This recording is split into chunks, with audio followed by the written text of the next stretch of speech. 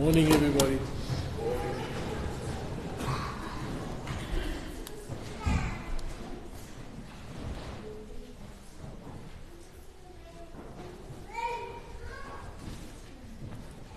Somebody stole all my papers, or I put it down somewhere else.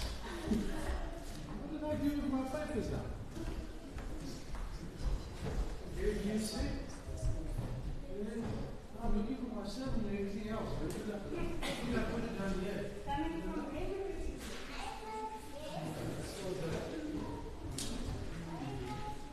Somebody stole my sermon.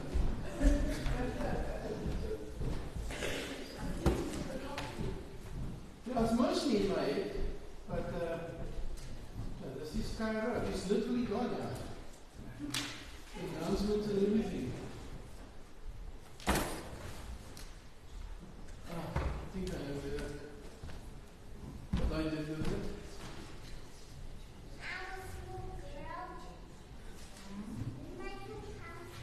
Okay.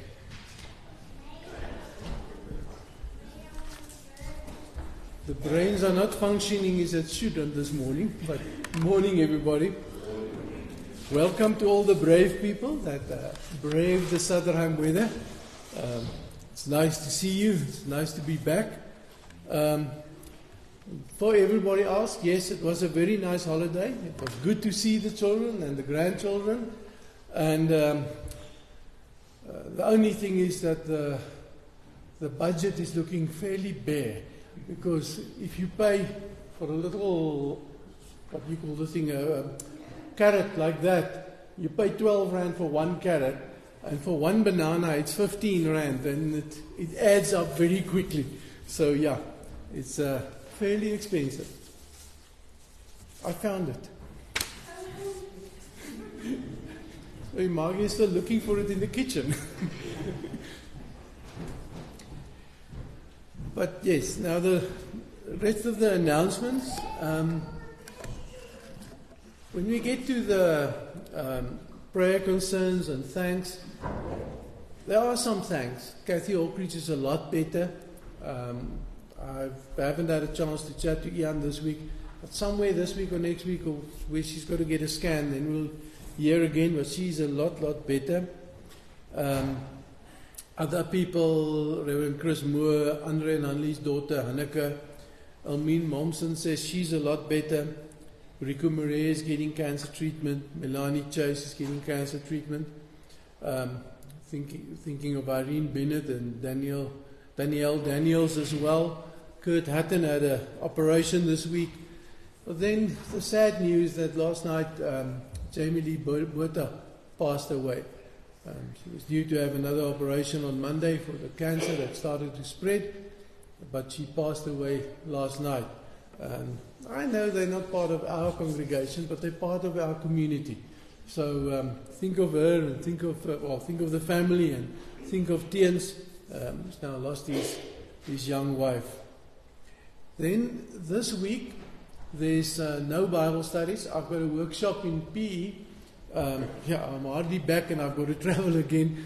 I've got a workshop in PE that I've got to attend plus another meeting. So I'm leaving Tuesday afternoon already. But I will be back by Friday afternoon, Lord willing.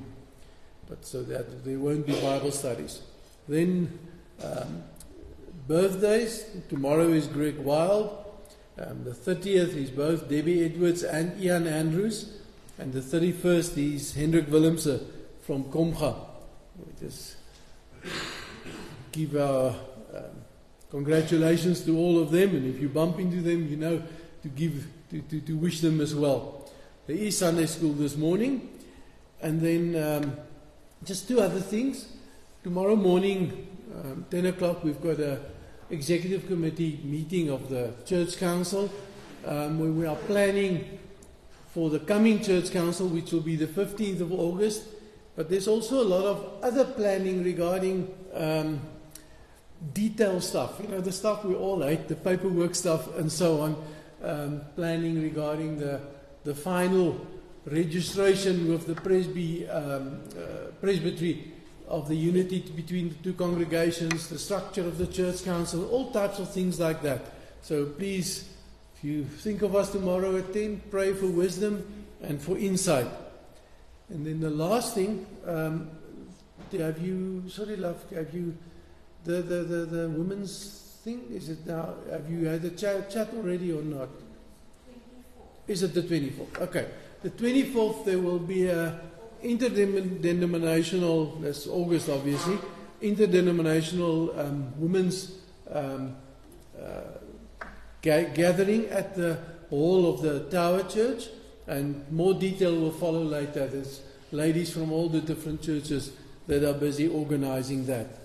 So that's the last of my announcements. Just welcome again. It's nice to be with you. Nice to see you. And let us remind ourselves why we are here. Psalm 145. The Lord is gracious and compassionate, slow to anger, and rich in love. Genadig en barmhartig is die Here, geduldig en groot in troue liefde. The Lord is good to all.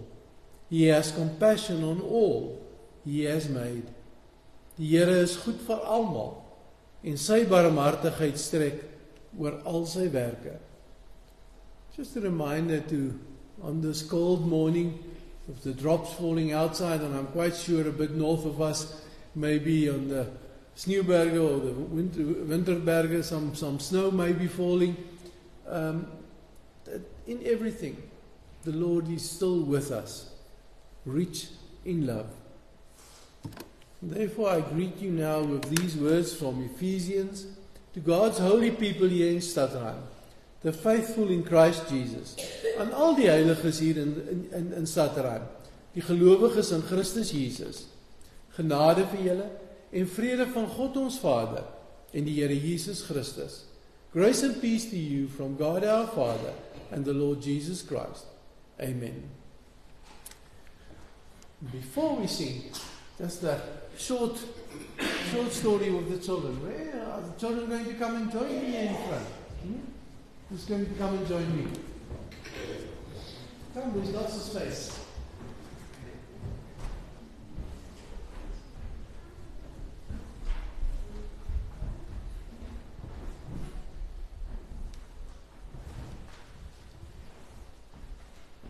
This morning we are reading two interesting stories.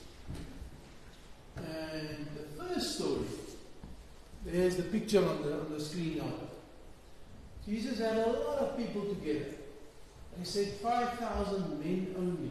So, I don't know, if you add the women and children, there might be 10 or 15,000 people. And the people got hungry. Because they were far out next to the Sea of Galilee. And there were no towns nearby. But there was one little boy that was prepared.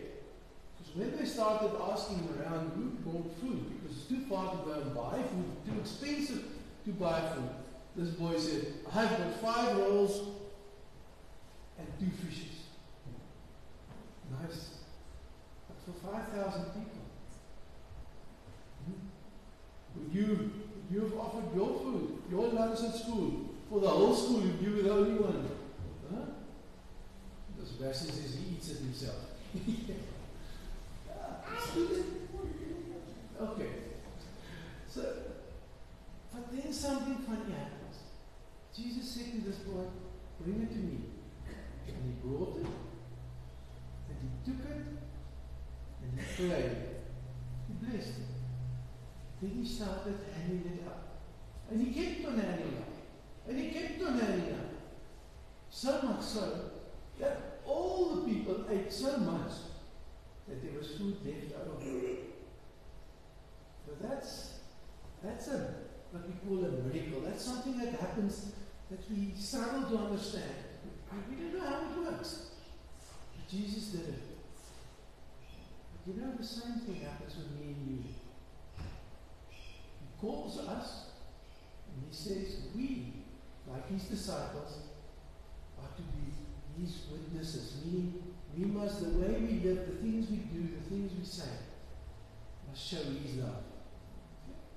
And now, sometimes somebody bullies you or is nasty to you, it's difficult to show love. Right? If Jesus takes us, He always blesses us. And then He makes it possible that our love can multiply. Our love can become like the bread and fishes. Enough for everybody. And we won't have less. We will still have left over. That's what God does to us. He gives us so much that there's always more than enough, even for people around us. You think you can remember that? It's not too difficult to remember. God loves us and He gives us so much that there's always left over for more and for other people. And we will never have too little. You think you can remember that today? Come, let us stand up and let us sing a few songs together. And then at some stage, Rina goes up to all the Sunday school children will go with her and do this.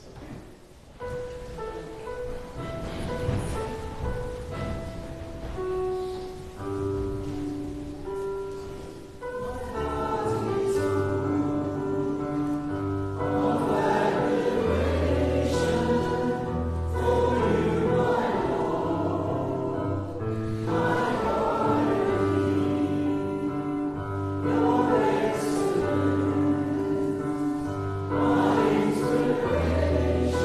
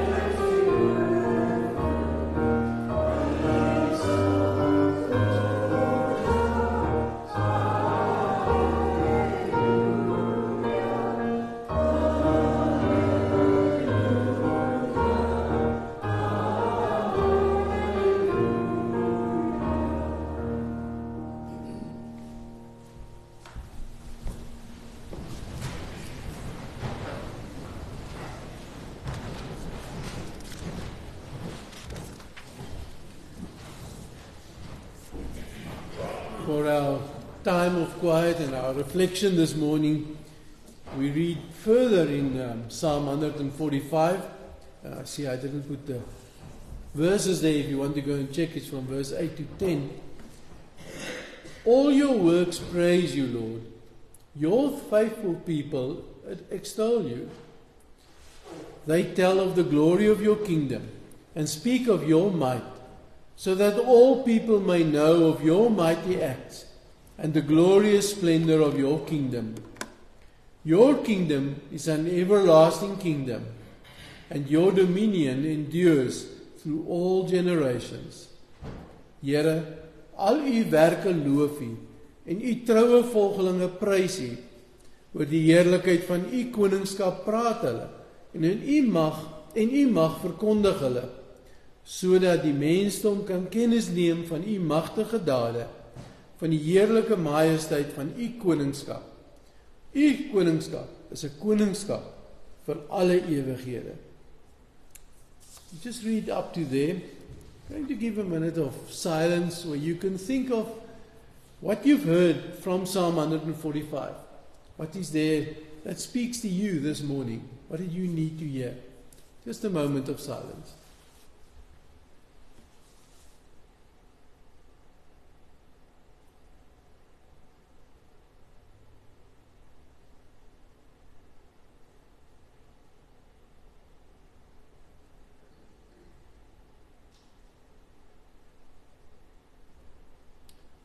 Amen. Let us answer to what we've heard by singing Spirit of the Living God.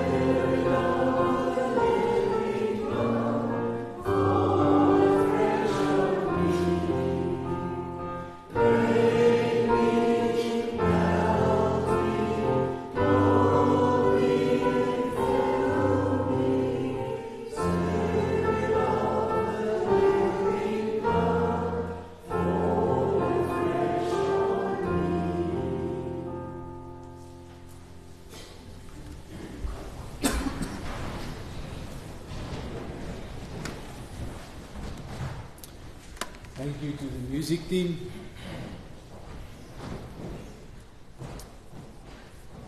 Let us just become quiet and let's enter this next phase of our worship service this morning with prayer. Yes, Lord. Spirit of the living God, fall afresh on us this morning. Help us to hear your word. Help us, Lord, to feel your presence. Help us, Lord, that other things that worry us, other things that interfere, will disappear out of our minds, and that we can hear your voice alone. Yes, Spirit of the living God, fall afresh on us. In Jesus' name we ask this. Amen.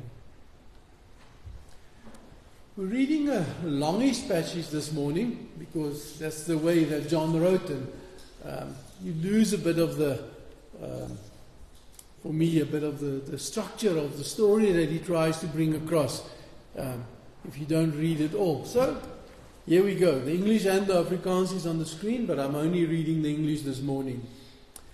Sometime after this, Jesus crossed to the far shore of the Sea of Galilee. That is the Sea of Tiberias. And a great crowd of people followed him because they saw the signs he had performed by healing those who were ill. Then Jesus went up on a mountainside and sat down with his disciples. The Jews' Passover festival was near. When Jesus looked up and saw a great crowd coming towards him, he said to Philip, "Where shall we buy bread for all these people to eat?" He asked this only to test him, for he already had in mind what he was going to do. Philip answered him, "It would take more than half a year's wages to buy enough bread for each one to have a bite." Another of his disciples, Andrew, Simon Peter's brother, spoke up. "Here is a boy with 5 small barley loaves and 2 small fish. How far will they go among so many?" Jesus said, "Make the people sit down." There was plenty of grass in that place, and they sat down. About 5,000 men were there. Jesus then took the loaves, gave thanks, and distributed to those who were seated as much as they wanted. He did the same with the fish. When they all had enough to eat, he said to his disciples, "Gather the pieces that are left over. Let nothing be wasted." So they gathered them and filled 12 baskets with the pieces of the 5 barley loaves left over by those who had eaten. After the people saw the sign Jesus performed, they began to say, "Surely this is the prophet who is to come into the world." Jesus, knowing that they intended to come and make him king by force, withdrew again to a mountain by himself. When evening came, the disciples went down to the lake, where they got into a boat and set off across the lake for Capernaum. By now it was dark, and Jesus had not yet joined them. A strong wind was blowing, and the waters grew rough. When they had rowed about 3 or 4 miles, they saw Jesus approaching the boat, walking on the water, and they were frightened. But he said to them, "It is I, don't be afraid." Then they were willing to take him into the boat, and immediately the boat reached the shore where they were heading. Just read up to there from the word of the Lord. These 2 miracles are some of those miracles that really test our faith, test our way of understanding things, test our worldview. 5 loaves and 2 fishes, feeding 10,000 people. Somebody walking on the water. But it's not only us that sometimes struggle with these miracles. The disciples had exactly the same problem. When Mark tells these same stories, and you can go and read it there in Mark chapter 6, he then mentions something that John doesn't mention. He says, they were completely amazed, for they had not understood about the loaves. Their hearts were hardened. Now Mark doesn't say there that they were unbelieving, but they was too set in their way of looking at the world that they did not understand the truth.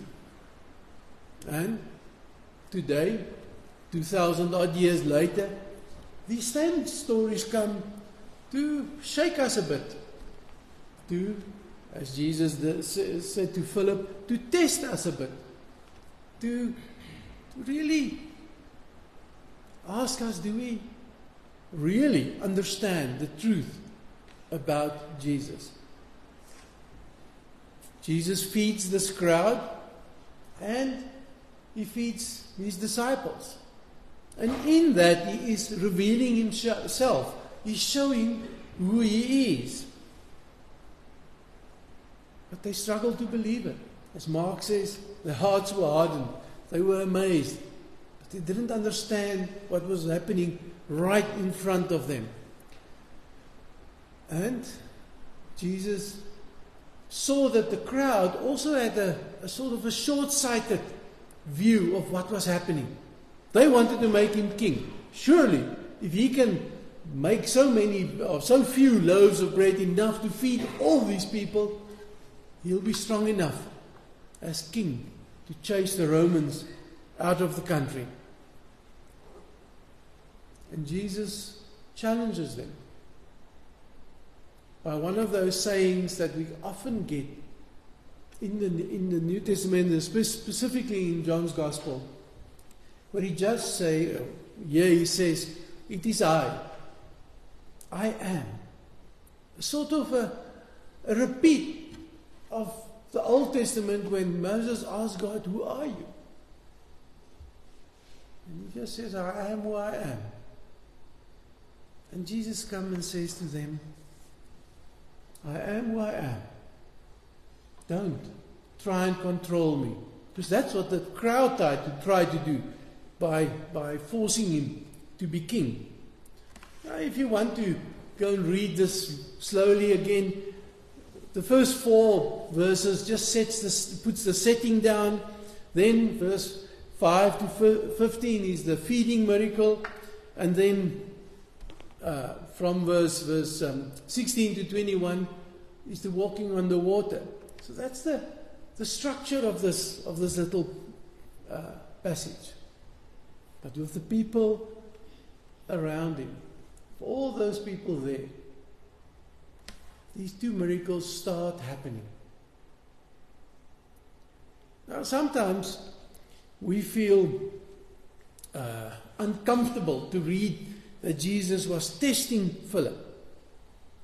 Because if you go and read of Jesus in the desert, we read that the devil tested Jesus. And whenever we hear the word testing, we sort of link it to the devil and to something not good. But there's more to it than that. Jesus is actually not testing them like in a bad way, like if you go and write an exam and you haven't prepared for it and you sit there sweating. Jesus is pushing them. He's pushing their envelope of understanding. He's trying to get them to understand that there's more happening here than what they just see in front of their eyes. He challenges them, yes, but he challenges them to broaden their faith, to broaden their trust in him, to really understand that he is the one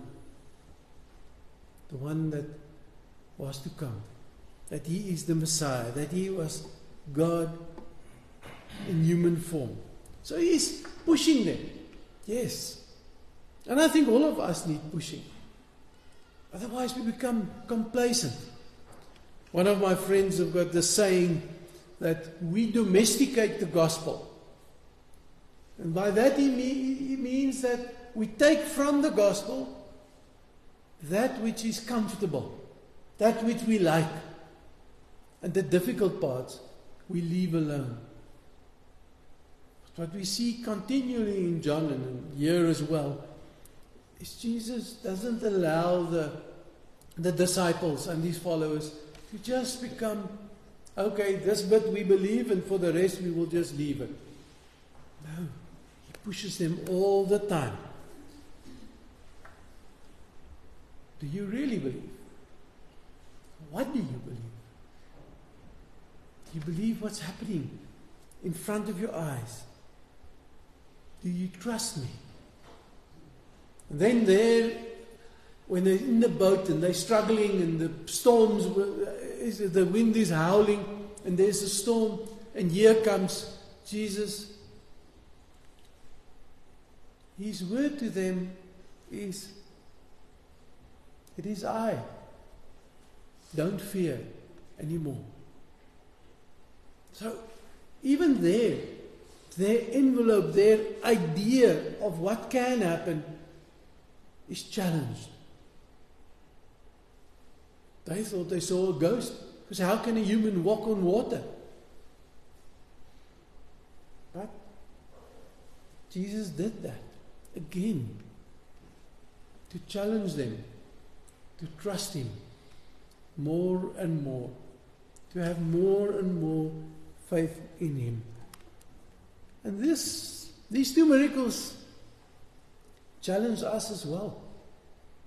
Because with our modern way of thinking, there's just no way that we can easily accept 5 little loaves and 2 fishes feeding 5,000 plus people. There's no way we can accept, with our modern way of thinking, a person walking across the stormy waves to a boat that we might be in. But Jesus comes and He reminds us that He is much, much more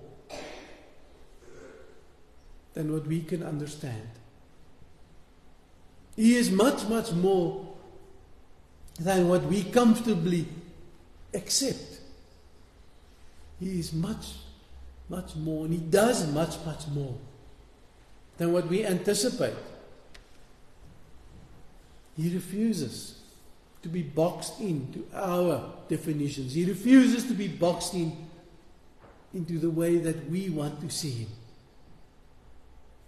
The crowd saw Him as a king that can chase the Romans away. He refuses to fit into that box.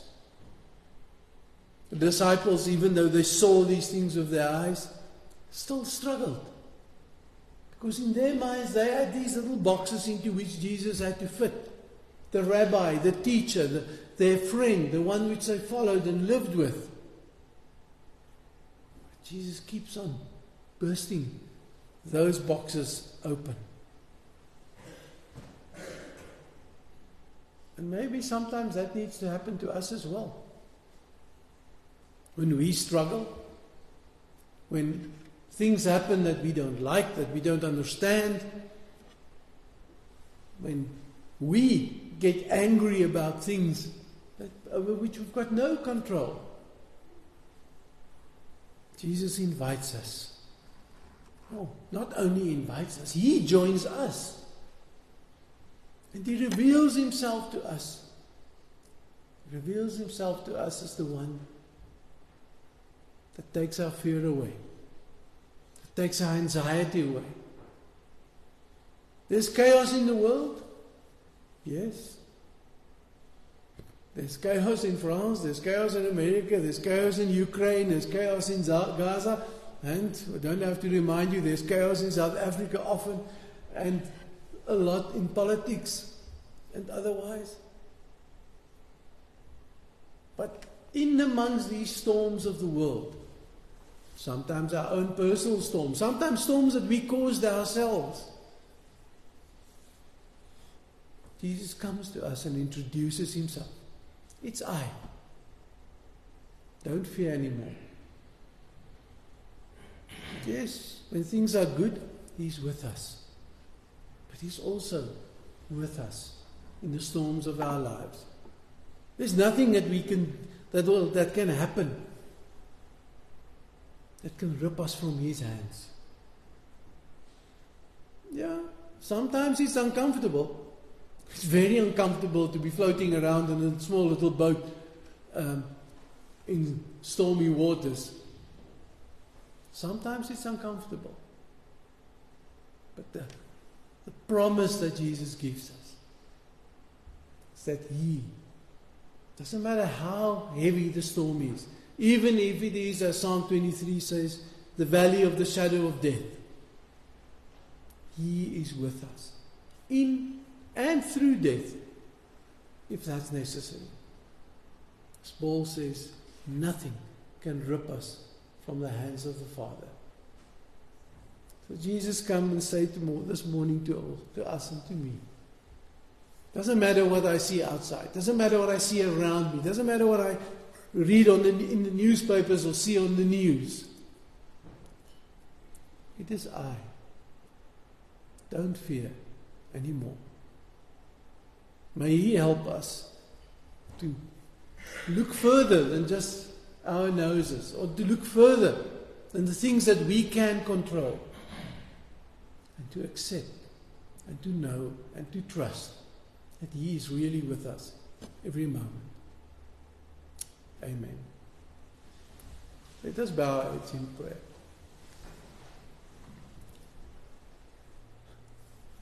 Yes, Lord, it's good to be together as believers. It's good to be able to put a little blanket over our knees and to have a warm jacket to put on.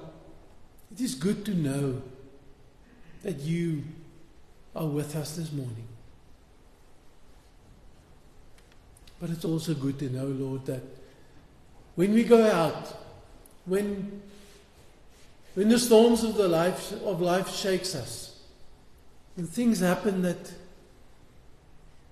defies our belief, that challenges us, that You are still with us. You still say to us, it's I. Don't fear anymore. And Lord, I'm reminded this morning of how many times and how often that's the way that You greeted Your disciples. Don't fear anymore. Don't be fearful. Help us this morning, Lord, to put away the anxieties and the fears of this world, and to know that no matter what storms of life comes across us, comes over us, threatens to swamp our little boats, You are the one that is still with us, in and through anything that might happen, that You will never forsake us. Nothing can rip us from Your hands. Lord, we need that comfort today. Because when we open a newspaper or watch news, it's just chaos. Chaos and war. People attacking each other. People threatening each other. People saying and doing things that makes our blood boil. Help us, Lord, not to get stuck in these little boxes, but with You to see the wider picture, that we are with You and You are with us. We don't need to fear anymore. We thank You for that in Jesus' name. Amen.